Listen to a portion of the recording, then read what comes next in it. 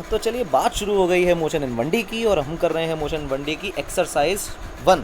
आज है बारी शीट डिस्कशन की, क्योंकि हम मोशन इन 1D को कंप्लीट कर चुके हैं और मोशन 2D में हम आ चुके हैं। आज के लेक्चर को हम शीट डिस्कशन के लिए डिवोट कर रहे हैं। एक्सरसाइज 1 को आज कंप्लीट करने का एम है। कोशिश करेंगे ऑलमोस्ट सारे क्वेश्चन एक्सरसाइज 1 के डिस्कस किए जाएँ। और मोशन इन 1D में शीट डिस्कशन बड़ा प्यारा, क्योंकि हमारी शीट जो है वो 3 एक्सरसाइजेस में टूटी हुई है। एक्सरसाइज 1 जो है वो बहुत एलिमेंट्री लेवल की एक्सरसाइज होती है। ये एलिमेंट्री लेवल की एक्सरसाइज के क्वेश्चन बहुत ज़्यादा डिफिकल्ट नहीं होंगे, लेकिन इतने कंसेप्चुअल होंगे कि जितनी एलिमेंट्री लेवल की एक्सरसाइजेस होती हैं वो सारी आपके कंसेप्ट्स को ना सिर्फ मजबूत करती है, बल्कि यही फाउंडेशन है कि आप डिफ़िकल्ट से डिफ़िकल्ट क्वेश्चंस को सॉल्व कर पाओगे, क्योंकि इन्हीं से जो बेसिक कंसेप्ट्स हैं वो याद होते हैं, समझ आते हैं, क्लियर होते हैं और आपका थोड़ा कॉन्फिडेंस भी बढ़ता है। तो आज का लाइव सेशन शीट डिस्कशन के लिए कोर्स आशा में, मेरा नाम है इंद्रजीत सिंह और आप मुझे देख रहे हैं हमारे यूट्यूब चैनल पर। मोशन इन 1D AIC में आपका स्वागत है। चालू करते हैं क्वेश्चन नंबर 1, स्टार्ट करते हैं प्रॉब्लम्स के बढ़िया बढ़िया सुंदर अच्छे सॉल्यूशंस। आइए भाई, देखिए पहला क्वेश्चन क्या कह रहा है। फर्स्ट क्वेश्चन सेज कि the study of motion without consideration of its cause is studied in statistics, kinematics, modern physics, mechanics. आइए सुनिए। बेसिकली हम मोशन को स्टडी करना चाहते हैं। ये हम लोगों ने क्लास लेक्चर में स्टार्ट में किया होता है कि हम मैकेनिक्स वाले पार्ट में, यानी 11th की फिज़िक्स में जो हम पढ़ रहे हैं, इसमें हम पार्टिकल का मोशन पढ़ना चाहते हैं। एक तो मोशन में ये पढ़ते हैं कि क्या हो रहा है, व्हाट पढ़ते हैं, और एक पढ़ते हैं कि हाउ एंड वाई, कैसे हो रहा है और क्यों हो रहा है। ये क्यों का आंसर जानना कहलाता है कि कॉज का पता करना। और व्हाट का मतलब ये है कि पार्टिकल किस स्पीड से दौड़ रहा है, कितनी एक्सेलरेशन है उसके पास, किस डायरेक्शन में जा रहा है, कितने सेकंड में कितना एक्सेलरेशन हो जाएगा, कितने सेकंड में कितनी वेलोसिटी हो जाएगी, कितना पोजीशन में चेंज आएगा, क्या डिस्प्लेसमेंट होगा, वगैरह वगैरह। ये ऐसा पोर्शन है जिसमें व्हाट का आंसर तो मांगा जा रहा है, लेकिन किसी कीमत पर यह नहीं बताया जा रहा है कि वाई, क्यों एक्सेलरेशन आ रहा है, क्यों वेलोसिटी चेंज हो रही है। वाई नहीं पढ़ना है, यहाँ पर हमें वाई भी पढ़ना है। जब हम इस कॉज को भी पढ़ने लग जाते हैं तो हम कहते हैं कि हम मैकेनिक्स पढ़ रहे हैं। मैकेनिक्स में डायनेमिक्स पढ़ रहे हैं और स्टैटिक्स पढ़ रहे हैं। अच्छा, और जब सिर्फ व्हाट पढ़ना होता है, वाई नहीं पढ़ना होता, तो motion without its cause, motion without its cause, इसको हम लोग बोलते हैं बेटे काइनेमेटिक्स। अगर आपने लेक्चर नोट्स उठाएंगे तो ये पूरा का पूरा एक क्लासिफिकेशन मैंने आप लोगों को क्लास में ही कराया था। तो kinematics is a branch of mechanics which deals with only the type of motion particle is undergoing without any consideration of the cause of motion.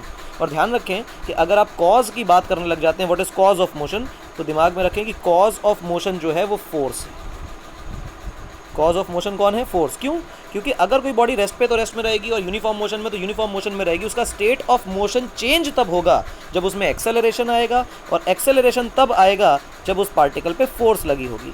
तो change in state of rest और motion के पीछे का कारण जो है वो है हमारा फोर्स। तो कॉज है फोर्स, यानी कि study of motion without any consideration of force acting on the body is called kinematics. अच्छा, तो हमारे ऑप्शंस देख लीजिए। ऑप्शन में काइनेमेटिक्स बी पार्ट पे आता है, परफेक्ट है, करेक्ट आंसर है बी। आगे बढ़ जाइए। The ratio of the numerical values of the average velocity and average speed of a body is always, कह रहा है कि रेशियो निकालना है किसका? न्यूमेरिकल वैल्यूज, यानी मॉड वैल्यूज की बात कर रहा है, डायरेक्शन की चर्चा नहीं कर रहा है। हमें भी नहीं करनी, कोई दिक्कत वाली बात नहीं। एवरेज वेलोसिटी यानी वी एवरेज का mod divided by V average, ये क्या है? ये स्पीड है। अब गौर से देखो, हमें पता है कि जो वेलोसिटी का मॉड होता है वो हमेशा हमेशा या तो छोटा होगा या तो बराबर होगा स्पीड के। अच्छा, स्पीड इज ग्रेटर है ना। और क्योंकि हमने नीचे स्पीड रखी हुई है और ऊपर वेलोसिटी रखी हुई है, तो ये जो एवरेज है या तो ये 1 से छोटा आने वाला है, ये जो रेशियो है या तो 1 के बराबर आने वाला है।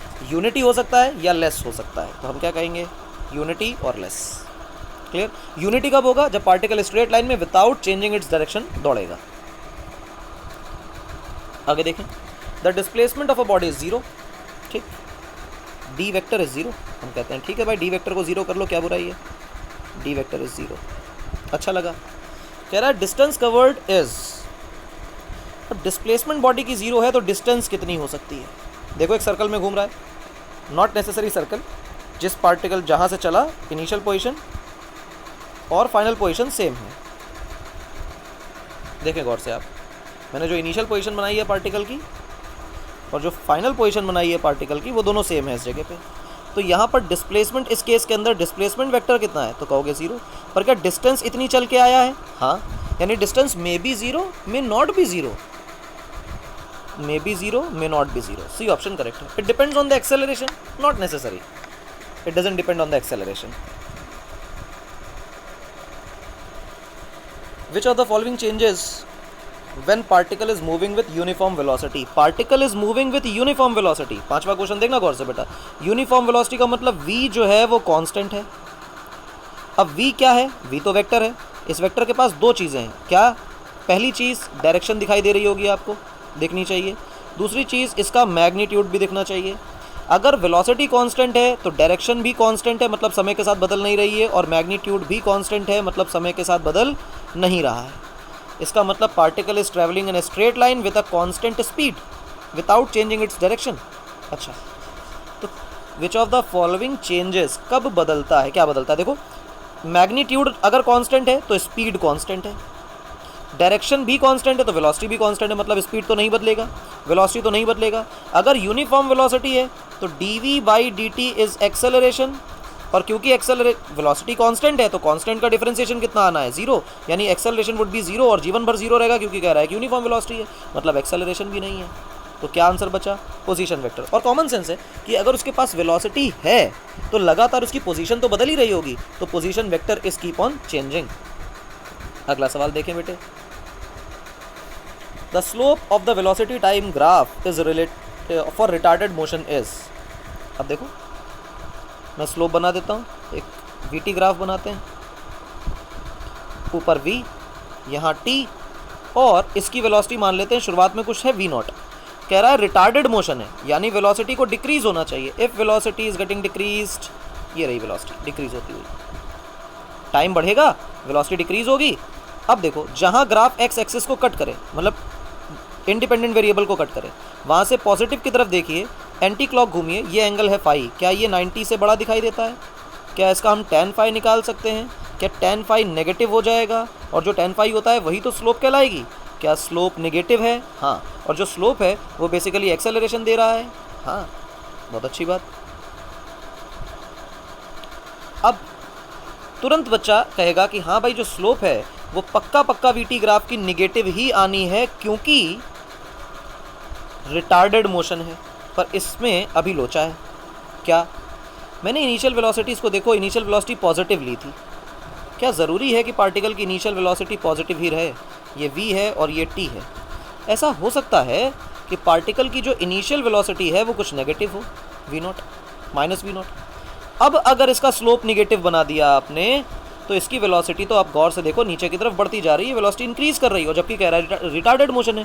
रिटार्डेड मोशन का मतलब है कि magnitude of velocity must decrease, और अगर ये ऐसी निगेटिव स्लोप बना दी तो वेलोसिटी जो होगी वो इंक्रीज करती जाएगी। यानी अगर मुझे अब इस केस में रिटार्डेड मोशन बनाना है तो रिटार्ड के लिए तो आपको वेलोसिटी को 0 की तरफ भेजना पड़ेगा। अभी माइनस v0 है और फिर ऊपर जाएगी तो v0 होगी, यानी टाइम के साथ ही कुछ ऐसे बढ़ेगी। तो अब गौर से देखिए, ये एक्स एक्सिस को कहाँ कट कर रहा है? इधर। ये देखिए फाई, क्या ये लेस देन 90 डिग्री है? हाँ। क्या इसकी स्लोप जो है वो पॉजिटिव है? हाँ, यानी ये भी रिटार्डेड मोशन ही है और फिर भी स्लोप पॉजिटिव है। रिटार्डेशन कब आता था अगर उसको याद करोगे तो रिटार्डेशन आने का कारण ये था कि एक्सेलरेशन और वेलोसिटी, एक्सेलरेशन और वेलोसिटी। अगर वेलोसिटी पॉजिटिव है तो एक्सेलरेशन नेगेटिव है, अगर वेलोसिटी नेगेटिव डायरेक्शन में है तो एक्सेलरेशन पॉजिटिव डायरेक्शन में है। If the direction of acceleration and velocity both are in just opposite direction then the particle is said to be retarded. लेकिन अगर दोनों की डायरेक्शन सेम हो गई तो वो एक्सेलरेटेड कहलाता है। अगर मेरी वेलोसिटी नेगेटिव है और एक्सेलरेशन भी नेगेटिव आ गया तो रिटार्डेड थोड़ी होगा, यानी negative slope gives you negative acceleration, तब तो एक्सेलरेटेड हो जाएगा। यानी कि मेरी स्लोप पॉजिटिव और नेगेटिव दोनों हो सकती है। अगर मेरी इनिशियल वेलोसिटी पॉजिटिव है तो रिटार्डेशन के लिए एक्सेलरेशन नेगेटिव डायरेक्शन में होना चाहिए। अगर मेरी इनिशियल वेलोसिटी नेगेटिव है तो एक्सेलरेशन पॉजिटिव डायरेक्शन में होना चाहिए ताकि हमें रिटार्डेशन मिले। It can be positive, it can be negative. अच्छा, अब बात आती है कि स्लोप अगर 0 हो जाए इस ग्राफ की, वीटी ग्राफ की स्लोप अगर 0 है तो इसका मतलब एक्सेलरेशन कितना है, 0, यानी ना एक्सेलरेट कर रहा है ना डिसेलरेट कर रहा है। इसका मतलब दो ऑप्शंस आपको करेक्ट मिलते हैं, one is positive, one is negative. कोई परेशानी वाली बात आई होप नहीं है, ठीक है। आगे आ जाइए, क्या कह रहा है, the area of the acceleration displacement curve of a body gives. अब बात आती है कि एक्सेलरेशन और डिस्प्लेसमेंट का जो ग्राफ होगा वो कैसे बनेगा। आओ भाई देखो, ये एक्सेलरेशन है, ये डिस्प्लेसमेंट है। मैं इसको इस तरह लिख देता हूँ और कहता हूँ कि इसका कोई ना कोई ग्राफ है। मान लो कांस्टेंट एक्सेलरेशन है, डजंट चेंज विथ पोजीशन, ये है। ये यहाँ तक भी बना लो, चलो ऐसे ग्राफ बना लिया आपने। अब जो ग्राफ आपने प्लॉट किया उसके बाद आपने इसको कलर कर लिया और कहा कि जो ये अंदर कलर भरा हुआ है इतने एरिया को आप निकालिए। तो ये एरिया कैसे आएगा, तो आप गौर से देखिए, इसका एरिया जो आप लिखोगे वो एरिया आप लिखोगे एक्सेलरेशन इनटू डिस्प्लेसमेंट। अब आप देखिए एक्सेलरेशन की यूनिट होती है मीटर पर सेकेंड स्क्वायर और पोजीशन की होती है बेटा मीटर, ठीक। बनेगा क्या, ये बनेगा मीटर पर सेकेंड इंटू मीटर पर सेकेंड, यानी कि मीटर स्क्वायर पर सेकेंड स्क्वायर। अच्छा, अब तो मैच करना पड़ेगा किसकी किसकी बातें की जा रही हैं, तो चलो मैच करते हैं।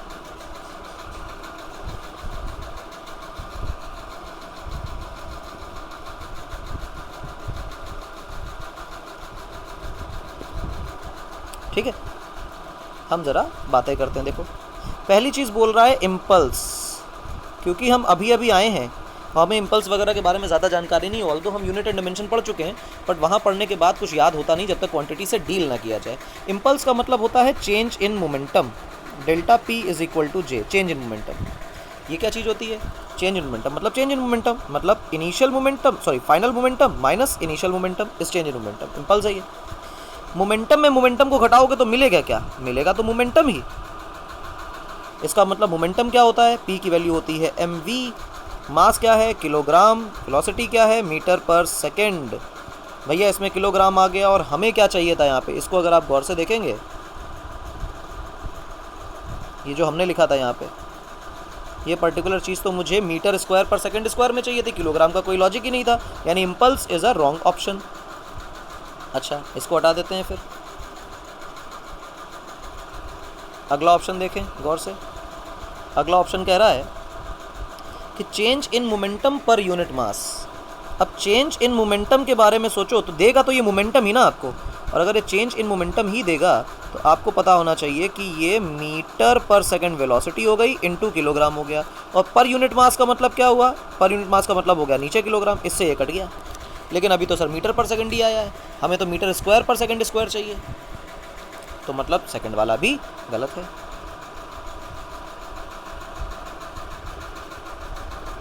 क्लियर है मेरी बात। अब देखो total change in kinetic energy per unit mass. What is kinetic energy, half M V square. Half को हटा दीजिए, एम का बन जाएगा किलोग्राम, वी का बन जाएगा मीटर स्क्वायर पर सेकंड स्क्वायर। अच्छा, वी स्क्वायर का बनेगा, मीटर पर सेकंड का स्क्वायर करोगे ना तो ये बनेगा।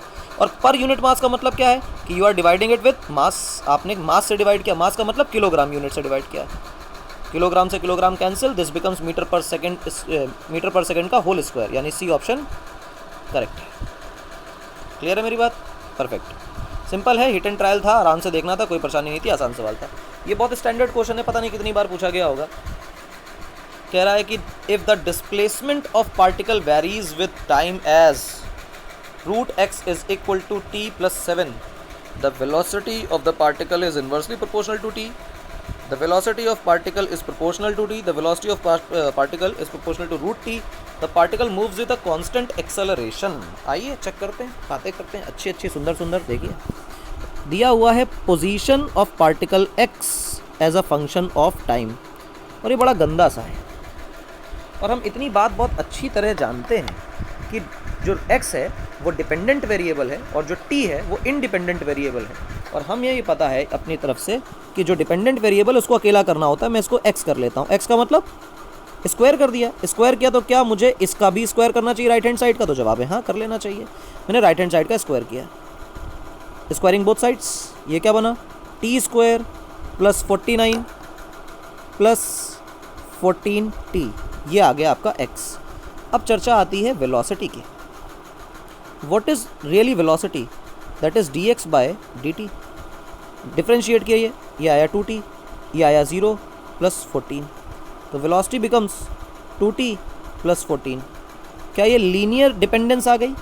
वेलोसिटी इज 2t प्लस 14, ये आ गई। क्या लीनियर रिलेशन है?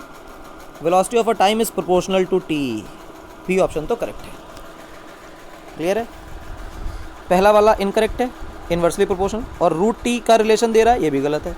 चौथे की बात देखो, डी ऑप्शन क्या कह रहा है? Particle moves with a constant acceleration. तो now we have to talk about acceleration. Acceleration क्या होता है सर? वो तो dv बाई dt होता है, और dv बाई dt का क्या मतलब हुआ? d dt of 2t plus 14, क्योंकि मेरी वेलोसिटी तो ये थी, तो पुट कर दिया गया। अब सर जी इसको डिफ्रेंशिएट कर दीजिए। जब आप डिफ्रेंशिएट करेंगे तो 2 बाहर आएगा और dt बाई dt बन जाएगा, plus d by dt of 14। 14 constant है, इसका डिफ्रेंशिएशन 0, और dt बाई dt का डिफ्रेंशिएशन 1, दिस बिकम्स 2, और एक्सेलरेशन आ गया कांस्टेंट। जैसे ही एक्सेलरेशन कांस्टेंट आया, तुरंत दिमाग चीखा कि सर डी ऑप्शन भी परफेक्टली करेक्ट है। और अगर नहीं दिखाई देता तो ये दिखना चाहिए कि when x is proportional to t square, तो ये क्वाड्रेटिक रिलेशन बन रहा है, एक्सेलरेशन को कांस्टेंट आना है, सुंदर प्यारा पैराबोलिक केस बन जाएगा। हाँ, अभी तो हम लोगों ने 1D में यही सब तो किया है। Now 9th question, the initial velocity of particle is u at t is equal to 0। वो तो बाई डेफिनेशन इनिशियल वेलोसिटी की बात तो वही है। And the acceleration a is given by ft। ठीक, हमने कहा एक्सेलरेशन कुछ दिया हुआ है, जो दिया हुआ है उसको हम ft बोल रहे हैं। f would be a some constant है, मतलब t से है, t वेरी कर रहा है सब, है ना, t तो आगे बढ़ेगा, f कोई कांस्टेंट है, जैसे ABCD कुछ लिख सकते हैं उस तरह से, या कोई नंबर लिख सकते हैं। तो कह रहा है which of the following relation is valid, और निकालना क्या है इसमें अल्टीमेटली? फाइनल वेलोसिटी, क्योंकि चारों ऑप्शंस में फाइनल वेलोसिटी दी है, यानी अल्टीमेटली आपसे फाइनल वेलोसिटी पे कमेंट करने के लिए बोल रहा है। तो चर्चा करते हैं t इज इक्वल टू 0 की। At t is equal to 0 क्या क्या दशाएं रही होंगी, क्या क्या बातें रही होंगी, उनका डिस्कशन हम अभी करते हैं। At t is equal to 0 क्या रहा होगा? थोड़ा साफ लिख दें इसको। t इज इक्वल टू 0 पे जो इनिशियल वेलोसिटी है वो u है, बहुत अच्छी बात, और जो एक्सेलरेशन है वो दिया गया है f इंटू टी। अच्छा, f इंटू टी एक्सेलरेशन है, तो टाइम की वैल्यू अलग अलग होगी, एक्सेलरेशन अलग अलग हो जाएगा। हाँ, अगर एक्सेलरेशन अलग अलग हो जाएगा यानी कि वेरिएबल एक्सेलरेशन है। हाँ, अगर वेरिएबल एक्सेलरेशन है तो क्या हमारे पास काइनेमेटिक इक्वेशन काम करेंगी? तो जवाब है नहीं। तो सर क्या काम करेगा? ब्रह्मास्त्र। कौन? इंटीग्रेशन, इंटीग्रेशन करेगा। हाँ, तो acceleration is equal to F into T, और मैं एक्सेलरेशन को लिख सकता हूँ D by D T that is equal to F into T. अब मैं क्या करने वाला हूँ, इस टी को ऊपर भेज देता हूँ, D V is equal to F into T D T. यहाँ इंटीग्रेशन, यहाँ इंटीग्रेशन। 0 समय पे u रफ्तार थी, t समय पे कुछ v रफ्तार हो जाएगी, ये लिमिट लगा दी। dv का इंटीग्रेशन बनेगा बेटा v, लिमिट लगेगी u से लेके v तक, f बेटा बाहर रह गया। t का इंटीग्रेशन बनेगा बेटा t स्क्वायर बाई 2, 0 से लेके t तक, ये बन जाएगा बेटा v minus U that is equal to f into T square by 2। और जो आपकी वेलोसिटी आएगी किसी जनरल टाइम पे, that would be F T square by 2 plus U. Now let's match our option, F T square by 2 plus U. B option एकदम शानदार चमकता हुआ दिखाई देता है, हमारा आंसर बी करेक्ट है। 10 नंबर क्वेश्चन पे आ जाइए। 10 नंबर क्वेश्चन आपको क्या सिखा रहा है? कह रहा है कि displacement of a particle moving along a straight line at time t is given by something like this. किसी t टाइम पे जो डिस्प्लेसमेंट है पार्टिकल का वो है a naught some constant plus a1 into t plus a2 into T square. Standard notation से कोई बुराई नहीं है, a1 a2 और a naught are some constants, t is time. What is the acceleration of the particle? Simple, acceleration को कैसे निकालते हैं? पहले एक बार डिफरेंशिएट कर लेते हैं, ये वेलोसिटी बन जाती है, और फिर वेलोसिटी को डिफरेंशिएट करते हैं तो ये एक्सेलरेशन बन जाता है। Basically d2x by dt2 is your acceleration. Very easy, हाँ बिल्कुल आसान है। आइए, इक्वेशन आपके सामने लिखी है, प्रक्रिया आपको आती है, अप्लाई कर दीजिए। एक बार डिफरेंशिएट कीजिए, dx बाई dt निकालिए, इसको क्या लिखेंगे? वेलोसिटी। पहला टर्म कांस्टेंट है, कांस्टेंट का डिफरेंशिएशन 0 आएगा। a1 है dt बाई dt हो गया, a2 है D by D t of T square हो गया, फर्स्ट टर्म तो ज़ीरो ही है, यहाँ बचा a1, D T by D T की वैल्यू आ जाएगी 1 प्लस a2 टी स्क्वायर की वैल्यू बन जाएगी 2t। बहुत अच्छे, ये तो वेलोसिटी आ गई। Now differentiate velocity for acceleration, dv by dt आ रहा होगा मेरे हिसाब से d by D t of a1 plus 2a2 times dt by D t. ये कांस्टेंट है, डिफरेंशिएशन होके कितना हो गया 0, और ये dt बाई डी टी कितना बन गया, dt बाई डी टी तो 1 होता है, जैसे dx बाई dx 1 होता है, तो एक्सेलरेशन बिकम्स 2 टाइम्स a2। ये आपका एक्सेलरेशन है। चेक करिए भाई, 2a2 आ रहा है, कहीं आ रहा है, सी ऑप्शन दिखाई देता है तुरंत, 2a2 सी ऑप्शन करेक्ट है। अगला सवाल देखिए बेटे, कह रहा है a person travels along a straight road for the first half time with velocity v1। यानी कि ये पार्टिकल है, कुछ दूरी चलता है, उसको दो पार्ट्स में हम डिवाइड करते हैं, एक है टाइम t/2, एक है टाइम t/2। ठीक, आधे समय तक v1 वेलोसिटी से चलता है और आधे समय तक v2 वेलोसिटी से चलता है। तो क्या एवरेज वेलोसिटी या मीन वेलोसिटी होगी? तो v एवरेज का जो फॉर्मूला होता है that is total displacement upon total time. What is total displacement? अगर मैं फर्स्ट वाली जर्नी की बात करूं d1 डिस्प्लेसमेंट और सेकंड जर्नी की बात करूं d2 डिस्प्लेसमेंट, तो this would be d1 plus d2। And what is the total time? That is t। अब अगर मैं d1 निकालने की कोशिश करूं, ये कह रहा है कि फर्स्ट हाफ में v1 वेलोसिटी से चला, that v1 velocity is constant, वो नहीं चेंज हो रही है। इसका मतलब अगर मैं d1 की वैल्यू लिखना चाहूं तो वो निकलेगा स्पीड इनटू टाइम। इसी तरह d2 लिखना चाहूं तो वो निकलेगा सेकंड वाली जर्नी का स्पीड इनटू सेकंड वाली जर्नी में लिया गया समय। अब d1 और d2 की वैल्यूज आपको पता हैं, ऊपर पुट कर दीजिए, तो v एवरेज का जो फॉर्मूला बन के आएगा that would B v1t/2 plus v2t/2 divided by t। आप यहाँ से v1 प्लस v2/2 ले सकते हैं कॉमन, ऊपर रहेगा t, नीचे रहेगा t, निपट गए। तो v1 plus v2/2, v1 plus v2/2, A option correct दिखाई देता है। आगे बढ़ जाइए, समय बहुत कम है, बेवजह बातों में समय बर्बाद करेंगे नहीं, काम बहुत सारा करना है ना। अच्छा, एक चीज़ और कि सवाल खुद से भी लगाइए, बहुत इंपॉर्टेंट है। A particle covers half of the circle of radius r। अच्छा, एक पार्टिकल आधा सर्कल कवर करता है, this is your half circle. Circle की रेडियस कितनी है? अगर सर्कल की रेडियस की बात करें तो वो r है। मैंने कहा ठीक है, r रेडियस है, कोई बुराई नहीं है उसमें। Then the displacement and distance of the particle are respectively. दिमाग में रखना, जब ये शब्द रिस्पेक्टिवली लगाता है तो ये हमारी बिल्कुल रिस्पेक्ट नहीं कर रहा होता है, हमारी धज्जियां उड़ाना चाहता है। बच्चे को आंसर पता होता है, ऑर्डर में गलती कर देता है। पहले पूछ रहा है डिस्प्लेसमेंट, बाद में पूछ रहा है डिस्टेंस। मतलब मुझे पहले क्या बताना है? डिस्प्लेसमेंट। मुझे बाद में क्या बताना है? डिस्टेंस। ये इंपॉर्टेंट है सीक्वेंस। अगर इस सीक्वेंस में गलती हुई तो ये सवाल है तो कुछ भी नहीं, लेकिन गड़बड़ हो जाएगी।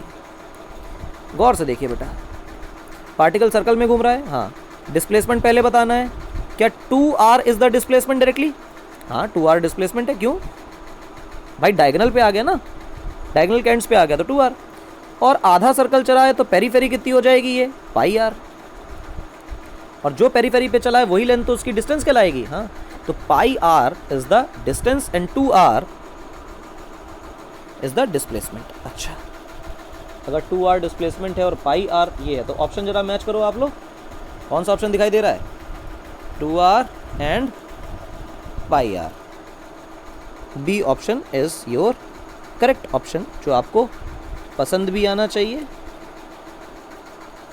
और दिखाई भी देना चाहिए। 30 नंबर क्वेश्चन देखें। The distance through which a body falls in the nth second is h। nth second में जो बॉडी है वो h हाइट तक गिरती है।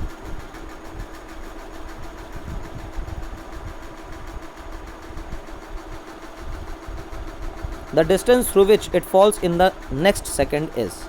अगले सेकेंड में कितनी दूरी गिर जाएगी ये बॉल, आप सोचिए। 1 मिनट है आपके पास, इस सवाल को सोचिए। बड़ा ही आसान सवाल है। इसमें कुछ बच्चे इसमें गलती कर सकते हैं कि यहाँ से बॉडी फॉल कर रही है और 0 सेकेंड से n सेकेंड के बीच की बात हो रही है। इसको कई बच्चे h सोच सकते हैं और ऐसा सोच सकते हैं कि 0 सेकेंड से n-1 तक पहुँचे और इस n-1 से n सेकेंड तक। तो ये जो nth 1 सेकेंड आया, इस 1 सेकेंड की जो हाइट है इसको h बोला जा रहा है। तो बच्चे जो मैक्सिमम कन्फ्यूजन क्रिएट कर सकते हैं अपने ब्रेन में वो ये है कि हम 0 से n को मान रहे हैं h हाइट, या फिर n-1 से n जो nth पर्टिकुलर 1 सेकंड है उसमें ट्रेवल की हुई हाइट को h मान रहे हैं। तो जरा कमेंट थ्रेड में आंसर बताइए इसका कि हमें किसको h मानना चाहिए, लेफ्ट वाले को जो ऑप्शन मैंने दिया 0 to n या फिर n-1 to n, किसको मानना चाहिए? क्योंकि एक छोटा सा अगर इंटरप्रिटेशन में एरर हो जाएगा तो आपका आंसर डिफर कर जाएगा, गलत हो जाएगा।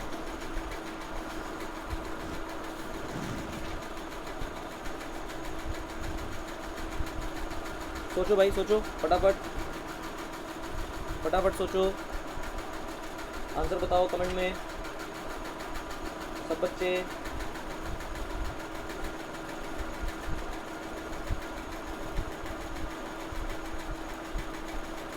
आंसर बताइए प्लीज, आंसर बताइए।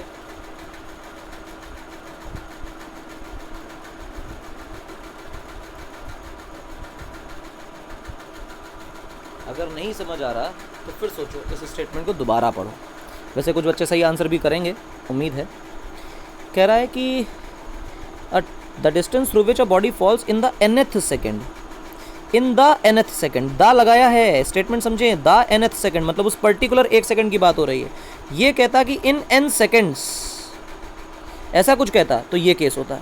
कह रहा है इन द nth सेकेंड, इसका मतलब उस पर्टिकुलर 1 सेकेंड की बात हो रही है, यानी कि n-1 से लेके n तक की बात हो रही है, यानी राइट वाला ऑप्शन करेक्ट है, लेफ्ट वाला ऑप्शन रॉन्ग है। तो सबसे पहले तो ये निकाल लो भैया, अगर ड्रॉप किया गया है, बॉडी फॉल कर रही है, ड्रॉप किया गया है, तो उसमें कितनी दूरी होगी? तो मेरे हिसाब से if the initial velocity of a body is considered to be 0, तो n-1 से लेके n सेकेंड्स तक के बीच में जो डिस्टेंस ट्रेवल हुई है उसी को हम बोलेंगे nth सेकेंड की डिस्टेंस। तो s nth का फॉर्मूला ये लगाइए आप, तो आप कहेंगे Sn माइनस Sn-1। अब चर्चा करें Sn की क्या होगी, तो आप Sn लगाएंगे u इंटू टाइम लिखेंगे ut plus half of a t square, t की जगह n और a की जगह माइनस g। Sn-1 लगाइए, Sn-1 क्या होगा, तो आप लिखेंगे u into n-1 minus half of g into n-1 का होल स्क्वायर। आप इन दोनों को माइनस कर दीजिए, आप इन दोनों को माइनस कर दीजिए, तो जो फॉर्मूला बन के आएगा वो h के बराबर होगा, यानी Sn माइनस Sn-1, और ये वैल्यू होती है बेटा Snth की। जब आप इसको लिखेंगे तो लिखेंगे क्या, u into n minus half of g into n square minus u of n-1 minus minus plus half of g into n-1 का होल स्क्वायर। क्लियर है मेरी बात? हमने माइनस कर दिया बेसिकली, और कुछ नहीं। क्या बना बच्चे, un ऐसे ही रहा,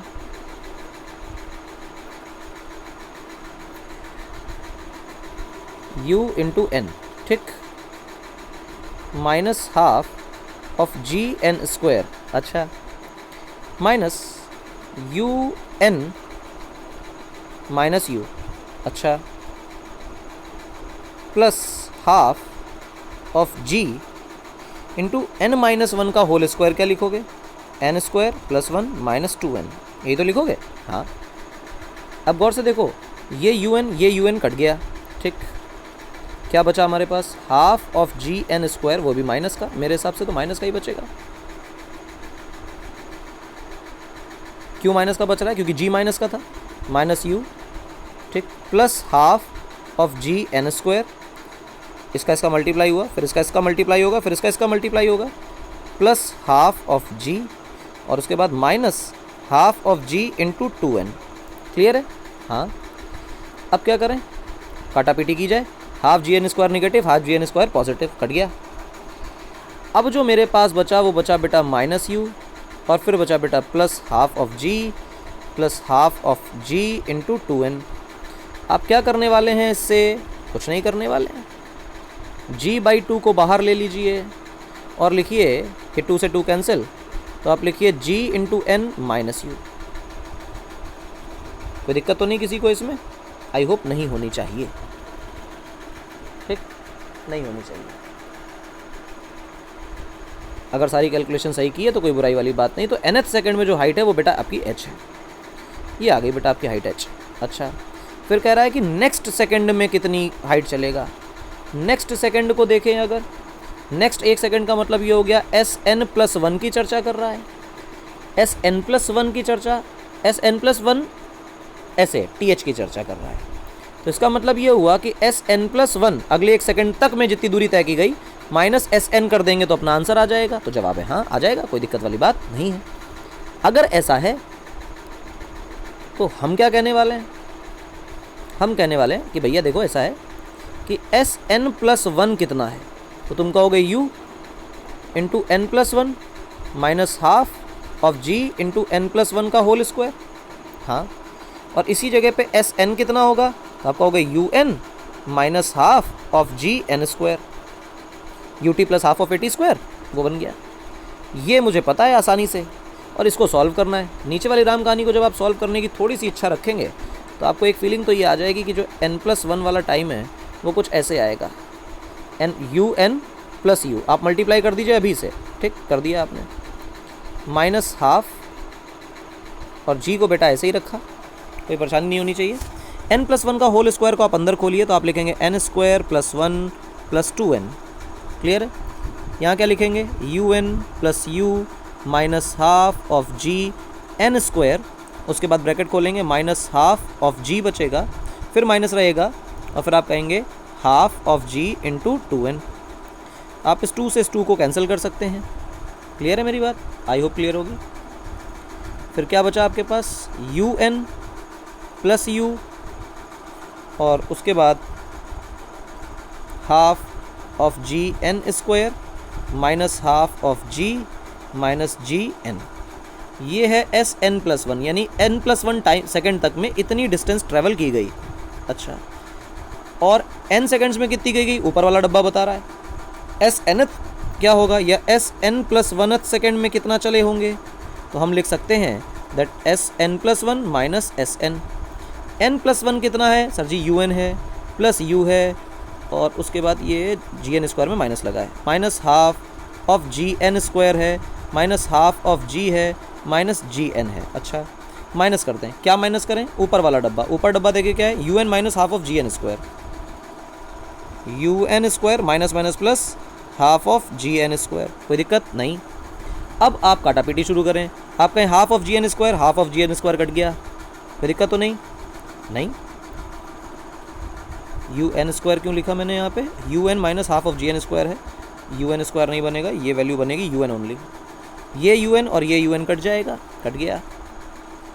अब क्या फीलिंग बची, अब फीलिंग जो बची वो सिर्फ ये है कि u बचा हुआ है, हाफ ऑफ g बचा हुआ है, ये टर्म है ना, माइनस gn बचा हुआ है, ये टर्म। कोई दिक्कत तो नहीं, आई होप नहीं होनी चाहिए।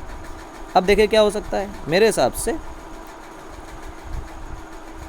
ये u बचा, अच्छा, minus half of g minus gn हो गया। अच्छा, क्या कर सकते हैं, क्या कर सकते हैं, क्या कर सकते हैं, कुछ नहीं, u को आप बाहर रख लीजिए या ऐसे ही रख दो, ये Sn+1 है, th लगा लो। अब जरा ऊपर जो Snth था, h हाइट जो हमने निकाली थी, उस h हाइट को देखो, gn माइनस u नाम की कोई चीज़ है। अब देखो तो gn माइनस u, मैं ऊपर वाली चीज़ को नोट कर लेता हूँ, है ना, एक मिनट देखना अभी।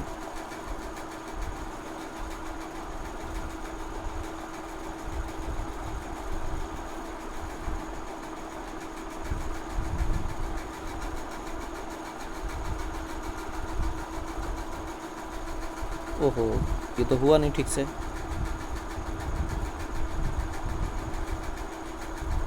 जरा स्क्रॉल हो नहीं रहा है तो वैल्यू टिप लेते हैं, g/2 gn माइनस 1 u। तो देखो ऊपर क्या लिखा हुआ था, वो लिखा था g/2, फिर लिखा था gn माइनस u, ये लिखा था, ये वैल्यू h के बराबर थी। अब देखो तुम gn माइनस u को ढूंढने की कोशिश करो, तो मेरे पास gn माइनस u नहीं है, u माइनस gn है। तो बेसिकली इसको हम माइनस ऐसे लगा लें, और इसको ऐसे लिख सकते हैं कि gn plus half of g minus u लिख सकते हैं, माइनस कॉमन लेके। हाँ, अब मैं क्या जानबूझ के कर रहा हूँ कि gn माइनस u को देखें आप क्या है, 2h/g is equal to gn minus u, है कि नहीं है। मैंने इस 2 को ऊपर भेजा, g को नीचे भेजा, तो gn माइनस u की वैल्यू पता चल गई, माइनस मैंने बाहर रखा, तो gn माइनस u की जगह मैं लिख सकता हूँ बेटा 2h/g, और यहाँ क्या लिखा हुआ है, हाफ ऑफ जी। अच्छा, तो बन क्या गया ये बन गया बेटे आपके लिए वॉट एवर इट इज़, जो भी है इसमें ये वैल्यू आपकी आंसर आ गई। Sn+1 ये आपका आंसर है h के टर्म में। ठीक है, कोई परेशानी नहीं, सॉल्व करिए, आंसर पाइए, एकदम सिंपल सवाल है, सिंपल जवाब है, कोई परेशानी नहीं होगी मेरे हिसाब से। हाँ, इसको इतना लंबा चौड़ा मैंने सॉल्व किया है, बार बार पूरी इक्वेशन सॉल्व करिए, आप देखोगे तो आपको ये पता चलेगा कि पूरी गंदी इक्वेशन सॉल्व करिए। आप इन इक्वेशन को सॉल्व ना करके अगर डायरेक्ट रिजल्ट्स यानी कि फॉर्मूलाज का इस्तेमाल करते तो सवाल जल्दी हो जाता, आसानी से हो जाता, कोई परेशानी नहीं होती। ठीक है ना, पर कई ऐसे बच्चे होते हैं इनको फॉर्मूला याद नहीं होता है, तो ठीक है, कैलकुलेशन करके भी किया जा सकता है, कोई बड़ी बात नहीं है, जैसे मर्जी वैसे कर लीजिए, आंसर आपका मैच कर जाएगा। सोल्यूशन की बात फंसती है, सोल्यूशन कर लीजिए। The distance through which a body falls in the nth second, ये तो वही है यार, सेम स्लाइड लग गई गलती से, कोई बात नहीं। It is given that t is equal to px² plus qx, x तो ऐसे दिया हुआ है, x डिस्प्लेसमेंट है, t टाइम है। Acceleration of the particle at origin is, origin पर पार्टिकल का एक्सेलरेशन क्या होगा।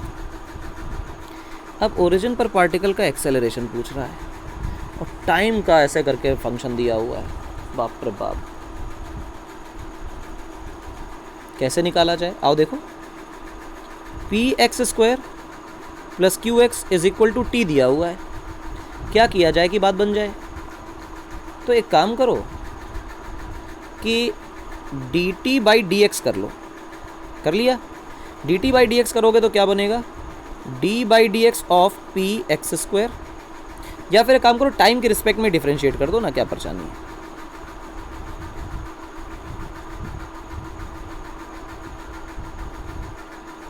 या ऐसा करो कि टेक्स्ट के रिस्पेक्ट में डिफरेंशिएट कर लो। चलो एक तरीका बताता हूँ छोटा सा, देखो इस सवाल को ऐसे करो, t is equal to px² plus qx। अब आप क्या करो, dt/dx, दिल खुश हुआ, क्या लिखोगे इसको लिखोगे d/dt of px² plus d/dt of qx। p और q कॉन्स्टेंट्स हैं तो वो बाहर निकल जाएंगे, तो d/dx ऑफ x² बचेगा, या q बाहर आ जाएगा तो dx/dx बचेगा। दिल खुश हो गया। अच्छा, ये dt/dx आया है, this is nothing but p into 2 into x plus q into 1, क्योंकि dx/dx 1 बन जाएगा और ये x² का डिफरेंशिएशन जो होगा वो 2x बन जाएगा, तो this is nothing but 2px plus q। ये है बेटा आपका dt/dx। अब मैं कह रहा हूँ कि इसी को दोबारा डिफरेंशिएट कर लो x के रिस्पेक्ट में, यानी कि dt2/dx² कर लो।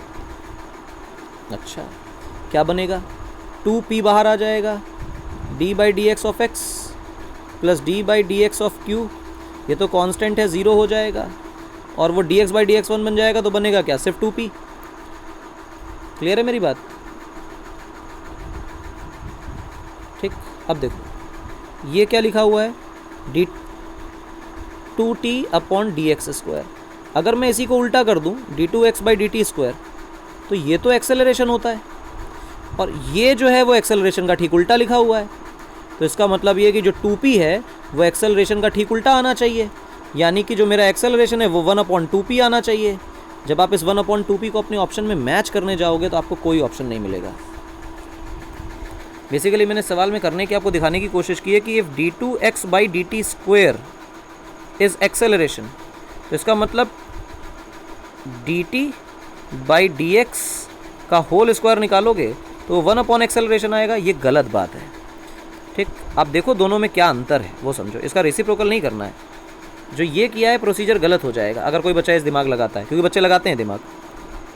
d2x/dt² का मतलब ये है कि first you differentiate x with respect to time, then जो भी फंक्शन आए उसको टाइम के रिस्पेक्ट में दोबारा डिफरेंशिएट करो। जबकि dx/dt का जो होल स्क्वायर है, इसका मतलब होता है कि जो स्लोप निकाली गई उसका स्क्वायर कर दीजिए, ये वेलोसिटी टर्म की वैल्यू देगा, और जो डबल डिफरेंशिएशन है वो एक्सेलरेशन टर्म की वैल्यू देगा। तो पहली चीज़ तो ये नहीं कर सकते, और दूसरा आप पोजीशन को टाइम के रिस्पेक्ट में डिफरेंशिएट करें और टाइम को पोजीशन के रिस्पेक्ट में डिफरेंशिएट करें, ये दोनों अलग अलग बातें हैं, बराबर नहीं हैं। इसलिए जो बच्चे ये दिमाग लगा जाते हैं और कई सालों से देख रहे हैं कि इस तरह के सवालों में बच्चा बुद्धि लगा देता है जो गड़बड़ है, गलत है, नहीं लगानी है। तो क्या करना है इस सवाल में, एक्सेलरेशन की डेफिनेशन को बदलना नहीं है, मतलब d2x/dt² उस डेफिनेशन को नहीं बदलना है, उससे छेड़छाड़ नहीं करनी है। अगर आपने वहाँ छेड़छाड़ करी तो उसका सीधा सा मतलब है कि आपका जो भी ऑप्शन मैच करने वाला है नहीं करेगा, आपका आंसर गलत हो जाएगा। तो do not change, do not alter the definition of acceleration. Clear है मेरी बात? अच्छा, क्या किया जाए? कुछ नहीं, ये तो t लिखा हुआ है और आगे लिखा हुआ है बेटा आपके सामने p into x² plus q into x। हाँ सर लिखा हुआ है।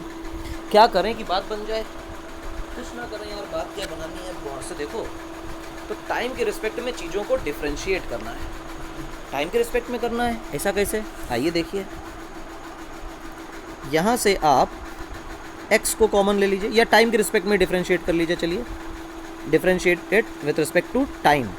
तो आप कीजिए dt/dt that is equal to p जो कांस्टेंट है upon d/dt of x² plus q यहाँ पे और dx/dt। याद रहेगा? हाँ, क्यों नहीं रहेगा? dt/dt becomes 1। ये क्या है? p। ये क्या बनेगा? 2 बाहर आ जाएगा, x की पावर 1 हो जाएगा, फिर हम लिखेंगे dx/dt। ऐसा क्यों किया? अबे x का डिफरेंशिएशन कर रहे हो, t के रिस्पेक्ट में कर रहे हो, तो पहले x² का हो जाएगा और फिर जो x बचेगा उसका भी तो होगा। चेन रूल याद करो। और dx/dt क्या बनता है? वो तो v बनता है। This dx/dt is also v। कोई दिक्कत तो नहीं है? नहीं, आई होप नहीं होनी चाहिए। तो मैं इसको लिख देता हूँ p इंटू 2 इंटू x ऐसे ही बचा और ये बचा v और ये बचा q इंटू v। अच्छी बात। Again differentiated. जब आप इसको डिफरेंशिएट करोगे टाइम के रिस्पेक्ट में d/dt of 1 that is equal to 2 into p into v into dx/dt।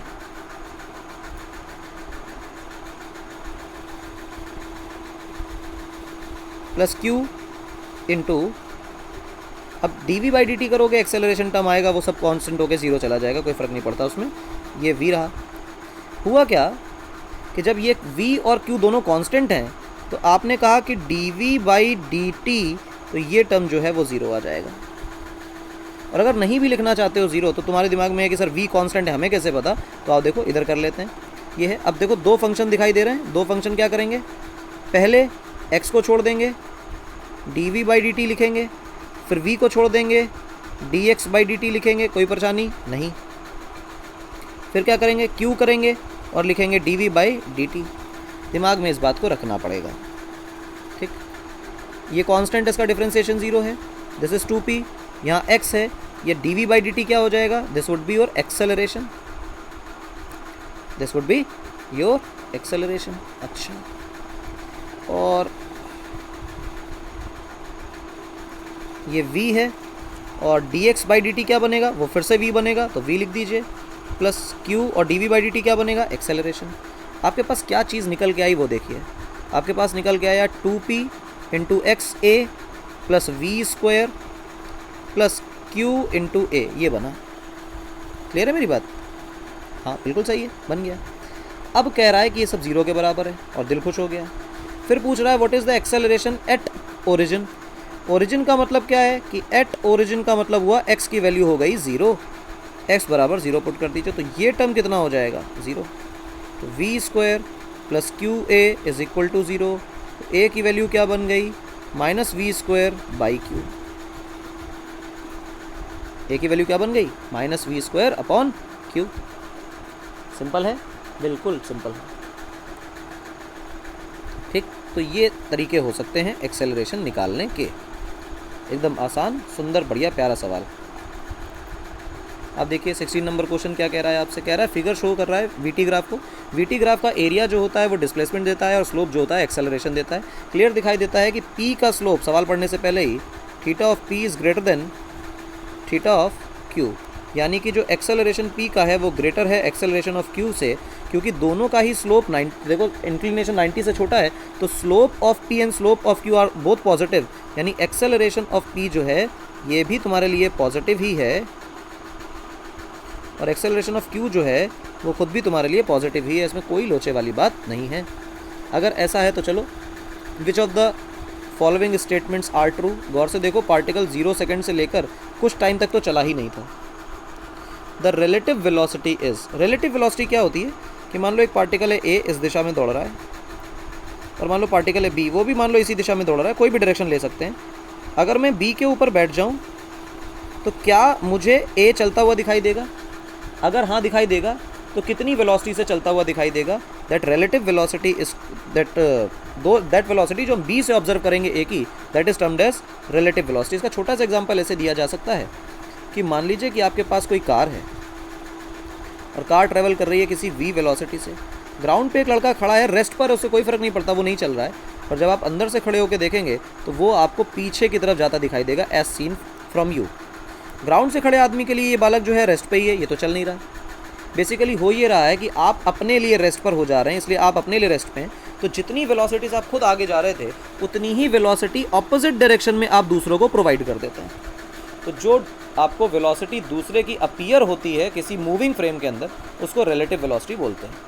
अच्छा, एक चीज़ गौर से सोचें कि if a particle here is moving with v velocity in positive x direction, a particle b is moving with v velocity in the same direction, तो क्या ये a b को move करता हुआ देखेगा? तो जवाब है नहीं, वो मूव करता हुआ नहीं देखेगा। क्यों? क्योंकि वो उसके बगल में ही है। जितनी डिस्टेंस एक सेकंड में a ट्रैवल कर रहा है किसी एक पर्टिकुलर डायरेक्शन में, उतनी ही डिस्टेंस b भी ट्रैवल कर रहा है इन द सेम डायरेक्शन, तो वो तो हमेशा a के बगल में ही बैठा हुआ है। तो a क्या कहेगा कि b तुम तो मेरे पहले भी बगल में थे, आज भी उसी दूरी पर हो, इसलिए तुम मेरे लिए मूव नहीं कर रहे हो। इसका एक कॉमन एग्जांपल क्या है कि आप कार में बैठे हैं, आपके बगल वाली सीट में कोई और बैठा है, आपके रिस्पेक्ट में वो चल रहा है कि रुका हुआ है? तो जवाब है कि नहीं, हमारी रिस्पेक्ट में तो रुका हुआ है भैया, पहले बगल वाली सीट में था, अभी बगल वाली सीट में चल तो नहीं रहा।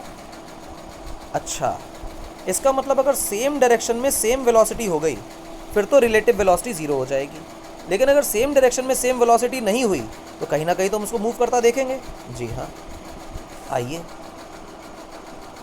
कह रहा है कि देयर रिलेटिव वेलोसिटी इज 0। गलत बात, रिलेटिव वेलोसिटी 0 नहीं है। क्यों नहीं है? क्योंकि इन भाई साहब के जो एक्सेलरेशंस हैं वो अलग अलग हैं। If the acceleration of the particle are different, तो इसका मतलब अलग अलग रफ्तारें गेन करेंगे। शुरुआत में दोनों की वेलोसिटी 0 थी, फिर एक आदमी की रफ्तार ज़्यादा है, एक आदमी की रफ्तार कम है, एक ही इंस्टेंट पे दोनों की वेलोसिटीज़ अलग अलग हैं, तो रिलेटिव वेलोसिटी 0 नहीं हो सकती। कह रहा रिलेटिव वेलोसिटी 0 नहीं है लेकिन कांस्टेंट है। अब इसका तो चेक करना पड़ेगा। दूसरी बात, कॉन्टीन्यूअसली डिक्रीज कर रही है। अच्छा देखो भाई, कांस्टेंट एक्सेलरेशन है कि नहीं इन दोनों पार्टिकल में? देखो, VT graph is a straight line, straight line का स्लोप कांस्टेंट, स्लोप देता है एक्सेलरेशन, तो दोनों का एक्सेलरेशन कांस्टेंट है। हाँ, हम कहेंगे acceleration of p and acceleration of q are constant, कोई दिक्कत नहीं है। p से p का बड़ा है q से, वो अलग बात है, लेकिन है तो कांस्टेंट ही एक्सेलरेशन, तो जवाब है हाँ। अब गौर से देखो, velocity at any time of p that is initial velocity which is 0 plus acceleration of p into t। हाँ, velocity of q at any time t is 0 initial velocity plus acceleration of q into t। हाँ, अब गौर से देखो, since AP is greater than AQ, hence the velocity at any time P is greater than velocity any time Q। अच्छा, अगर relative velocity को निकालना हो तो मुझे क्या लिखना चाहिए? VP minus VQ। ये क्या बन जाएगा? ये बनेगा AP minus AQ into T। अगर Q पर बैठकर P को देखने लग जाए, देखो भाई, पॉजिटिव डायरेक्शन में ना P भाग रहा था और इसी पॉजिटिव डायरेक्शन में ना Q भाग रहा था। इसकी वेलोसिटी VQ थी, इसकी वेलोसिटी VP थी। कितनी वेलोसिटी से Q उसको जाता हुआ देखेगा? तो तुम तुरंत चीख के बोलोगे कि अगर तुम सर Q पे बैठ जाओगे, अगर आप सर Q पे बैठ जाएंगे तो Q की वेलोसिटी 0 हो जाएगी, ऑपोजिट करके P को दे दी जाएगी। तो जो वेलोसिटी Q को ऑब्जर्व होगी, P की वेलोसिटी जो Q ऑब्जर्व करेगा वो करेगा VP माइनस VQ, और VP माइनस VQ ऑब्जर्व करेगा तो VP मुझे पता है, VQ मुझे पता है, मैंने निकाल लिया। That is nothing but AP minus AQ into T। AP is constant, yes sir, slope constant थी। AQ is constant, yes sir, slope constant थी। This is constant. But multiplied by time. क्या time increase कर रहा है? Yes sir. और ये क्या है? Relative velocity. अरे सर टाइम पे डिपेंड कर रही है रिलेटिव वेलोसिटी? हाँ टाइम पे डिपेंड कर रही है। कह रहा है नॉन जीरो तो है पर कांस्टेंट है। गलत बात, वेरी कर रही है भाई समय के साथ। अब कॉन्टिन्यूसली डिक्रीजेस और इंक्रीजेस की बात कर लो। क्या समय घट सकता है? नहीं सर। क्या ये कांस्टेंट है? यस सर ये कांस्टेंट है और ये एवर इंक्रीजिंग है, तो क्या रिलेटिव वेलोसिटी एवर इंक्रीजिंग हो जाएगी? Of course. तो continuously increasing, D part correct है, सी भी गलत है। क्लियर है मेरी बात? अगला देखिए, a stone is dropped into a well in which the level of water is h below the top of the well. ठीक, if v is the velocity of sound then the time t after which the splash is heard is given by. इस तरह के सवाल बचपन में पूछे जाते थे, तो मेरे हिसाब से कोई परेशानी वाली बात नहीं है। मान लीजिए कि ये एक कुआं है, इसको में इतना नीचे कहीं पानी है, ये जो हाइट है ये कुछ हाइट है h। दिल खुश हो गया। यहाँ से ड्रॉप किया गया पार्टिकल को, ड्रॉप किया गया मतलब इनिशियल वेलोसिटी कितनी है? 0। ये जाएगा टकराएगा, तो h हाइट वो बेचारा नीचे ट्रैवल किया। जब ये टकराएगा तो यहाँ साउंड क्रिएट होगी और साउंड ऊपर आएगी। अब बात होती है ये कि जो साउंड चल के आ रही है उस साउंड भाई साहब के ऊपर ग्रेविटी का कोई इफेक्ट काम नहीं करेगा, तो हम कहेंगे साउंड हैज कांस्टेंट स्पीड।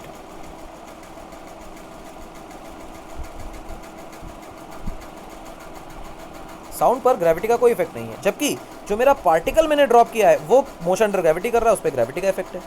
तो सबसे पहले वो समय निकाल लें जितने समय में मेरा पार्टिकल h हाइट नीचे गिरा, पानी से टकराया, और उसके बाद वो टाइम निकाल लें कि साउंड को इतनी दूरी आने में कितना समय लगेगा। दोनों को जोड़ देंगे, टोटल टाइम हो जाएगा, उतनी देर में स्प्लैश सुना होगा। तो सबसे पहले इस h हाइट पे गिरने में कितना समय लगा होगा वो निकालते हैं। s is equal to u t plus half of a t square अपने पार्टिकल के लिए लगाएं।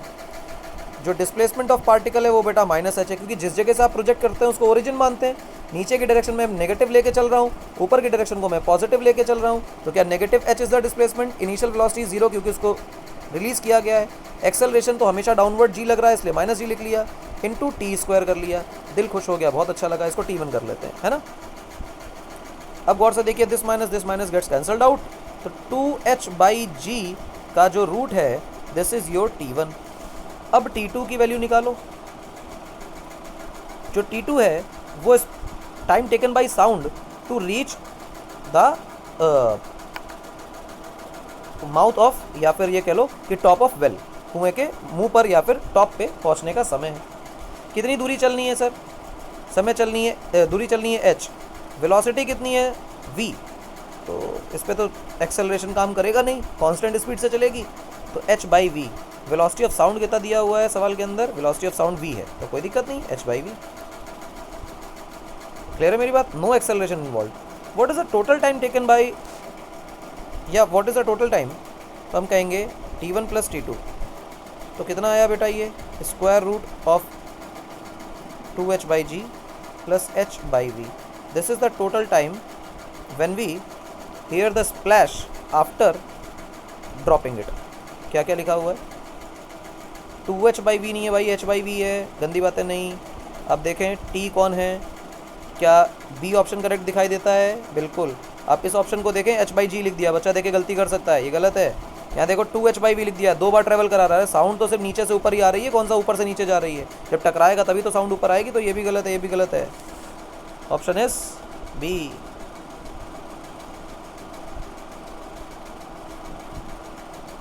अब देखो, the point traverse half of the distance with velocity v0. The half of the remaining part of the distance was covered with velocity v1 and the second half remaining with velocity v2. Mean velocity of point निकालना है जो कि total journey के लिए average हो। तो देखो भैया क्या कह रहा है, एक पार्टिकल है, उसके पास टोटल जर्नी है। दिल खुश हो गया भाई टोटल जर्नी देख के, क्योंकि सही बनी नहीं लाइन। अब देखो सही लाइन बन गई, है ना। बोल कह रहा है total half of the time बोल रहा है, हाफ द डिस्टेंस बोल रहा है, हाफ ऑफ द डिस्टेंस बोल रहा है। तो ये तो और ही आसान सवाल है हाफ ऑफ द डिस्टेंस का।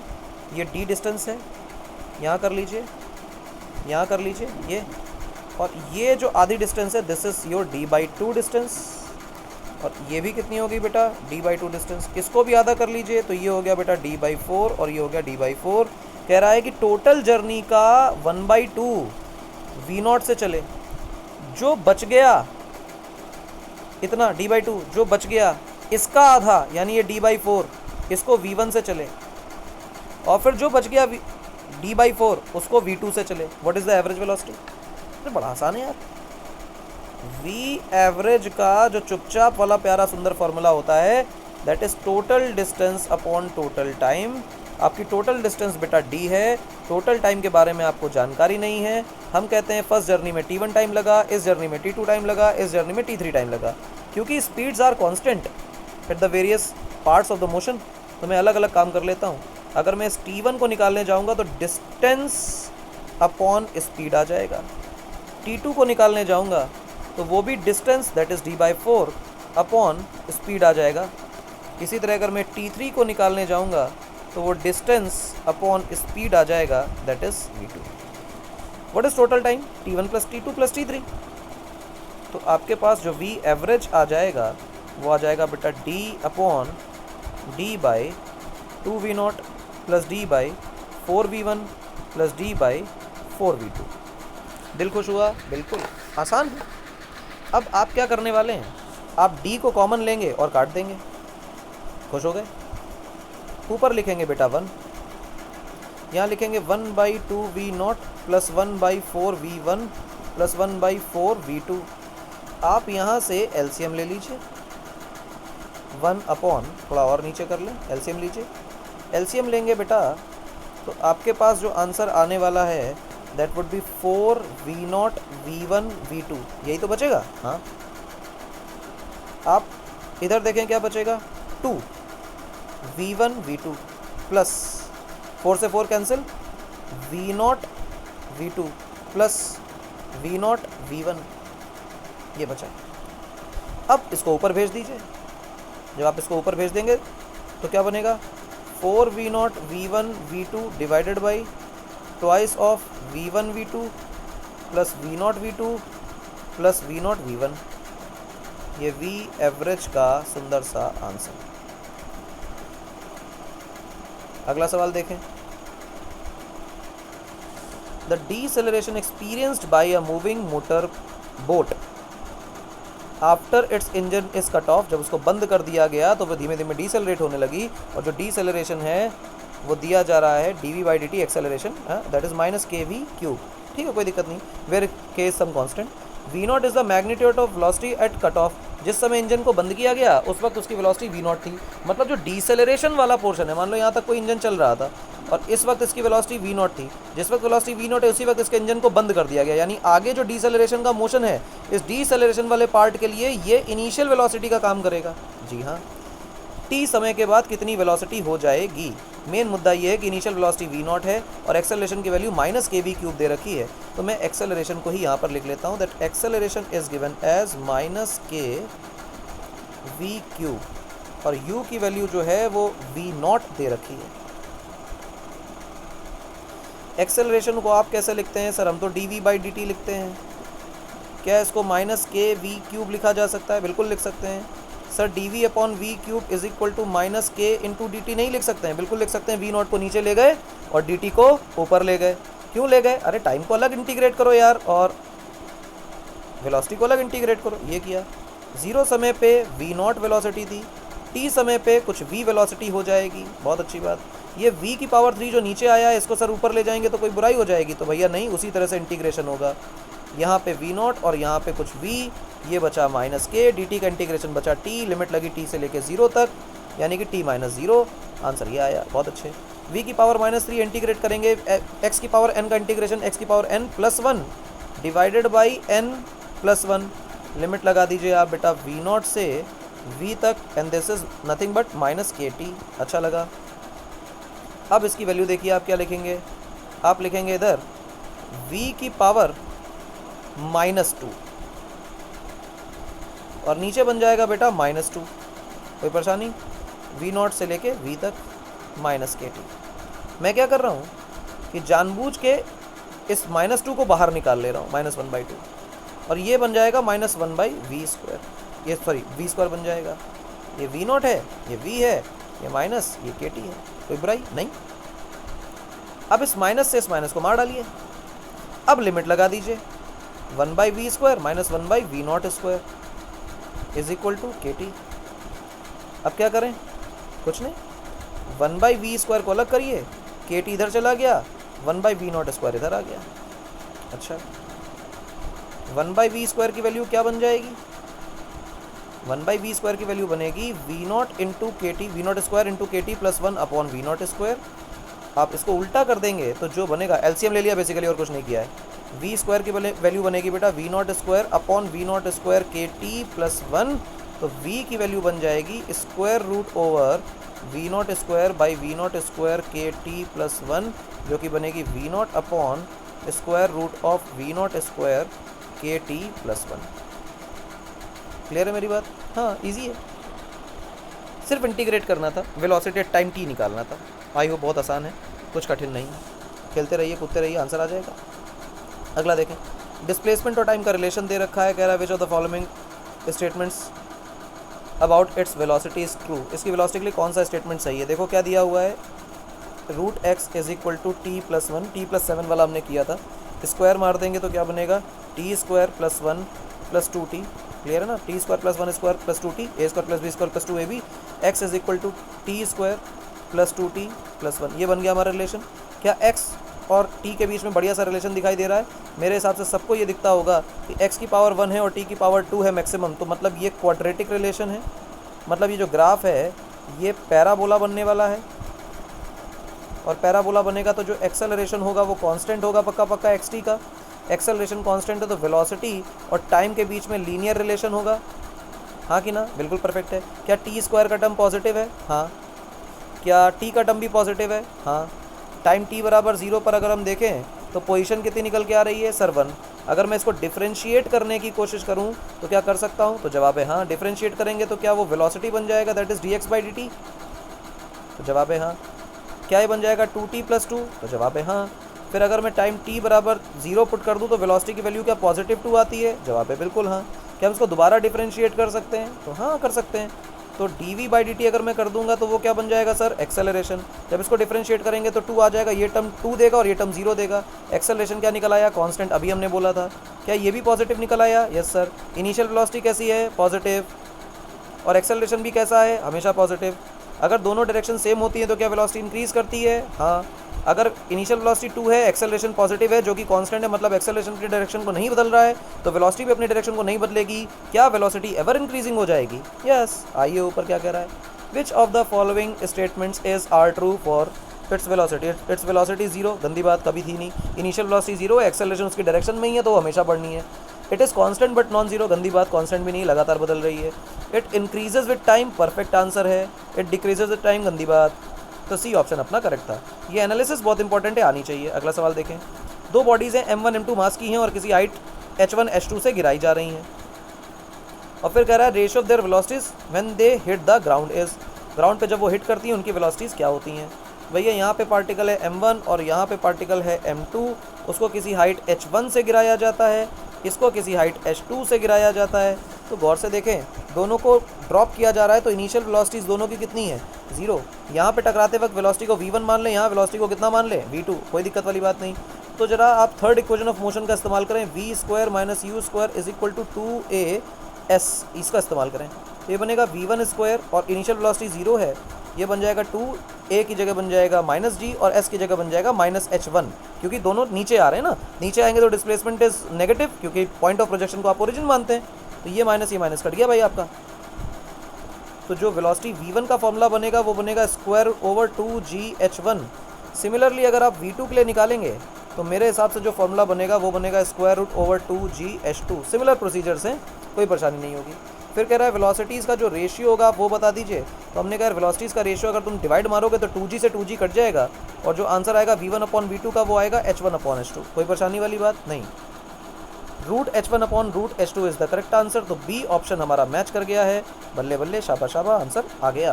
ओके, आज की तारीख का आखिरी क्वेश्चन है, हाँ, क्योंकि स्टाइलिश थोड़ा सा धोखा दे रहा है इसलिए इससे ज़्यादा क्वेश्चन आज नहीं करेंगे। आई होप फिर 25th क्वेश्चन है, और ये हमारी एक्सरसाइज 1 का कंप्लीट डिस्कशन हो चुका है अब, है ना, हमने कंप्लीट कर लिया अब इसको। तो देखो भाई क्या कह रहा है 25 नंबर सवाल में, the body is throne upwards it reaches the maximum height, motion under gravity चल रहा है एट दिस पोजीशन। अब देखो मैं यहाँ पे था, मैंने पार्टिकल को फेंका और यहाँ पे पहुँचते पहुँचते एच मैक्स पे पहुँच गया। अब जब एच मैक्स पे पहुँचा उस वक्त भाई साहब की वेलोसिटी कितनी हो गई, 0। डिस्प्लेसमेंट कितना है, एच मैक्स, और एच मैक्स होता कितना है, u²/2g। बहुत अच्छी बात। दूसरी बात, क्या पार्टिकल पे ग्रेविटी काम करती है, तो हम कहते हैं हाँ। कब कब काम करती है, जीवन भर। जीवन भर का मतलब हमेशा। कितनी लगती है नीचे, जी। यहाँ पार्टिकल था तब भी कितनी थी, जी। नीचे पार्टिकल है तब भी कितनी है, जी। जी हमेशा काम करता रहेगा। अच्छा क्या कह रहा है, गौर से देखें। कह रहा है its acceleration is minimum. Duffer सा ऑप्शन है इसलिए कि acceleration in motion under gravity is always constant, that is g. Minimum क्या होता है, वो तो बदली नहीं ना, मिनिमम एक्स में कहाँ निकाल लोगे। It's velocity 0 and its acceleration is also 0। Velocity 0 तक ठीक है, एक्सेलरेशन 0 बोला तो बस नफरत सी हो गई इस ऑप्शन से, हटा दो इससे। It's velocity 0 but the acceleration is maximum. Again what is the maximum, ये सब क्या है, जब बदल ही नहीं रहा एक्सेलरेशन तो what is maximum what is minimum, statements का कोई लॉजिक ही नहीं है। आप छोड़ दीजिए इसको। डी ऑप्शन देखें, इट्स वेलोसिटी 0 करेक्ट है and its acceleration is acceleration due to gravity which is constant, फलाना ढमकाना, जो भी आपको स्टेटमेंट बोलने हैं सही है। तो हमारा ऑप्शन डी जो है वो करेक्ट है, डी ऑप्शन करेक्ट पाया गया। और इस तरह से एक्सरसाइज 1 का कंप्लीट डिस्कशन हो गया। ये समापन है एक्सरसाइज 1 का। जो भी क्वेश्चन मैंने कहीं कैलकुलेशन में एक आध स्टेप छोड़े हैं तो वो कैलकुलेशन का पार्ट आप कर लीजिएगा, ऑल्दो मैंने छोड़ा नहीं है कहीं, बट स्टिल जो भी ऑप्शंस हैं वो आप अपने कैलकुलेशन से मैच करिए। और आई होप मैंने सारे सवाल करा दिए एक्सरसाइज 1 के। हम कल जब मिलेंगे तो वेक्टर की क्लास में तो मिलेंगे ही मिलेंगे और प्रोजेक्टाइल मोशन करेंगे कल, लेकिन कल एक डिस्कशन सेशन और रहेगा एक्सरसाइज 2 पर। अब थोड़ा सा लेवल बढ़ाएंगे। एक्सरसाइज 1 बिल्कुल एलिमेंट्री थी, एक्सरसाइज 2 जो है वो थोड़ी सी ब्रेन टीजर टाइप की है। अच्छे क्वेश्चंस होंगे, जेईई मेंस स्टैंडर्ड के क्वेश्चन होंगे, एम्स स्टैंडर्ड के क्वेश्चन होंगे, हम वो करेंगे। तो कल मिलेंगे हम लोग एक्सरसाइज 2 के साथ। फिलहाल इसको एंजॉय करिए, ठीक। तब तक के लिए धन्यवाद, मिलेंगे कल। Good bye, sayonara. सेशन को ऑफ करते हैं।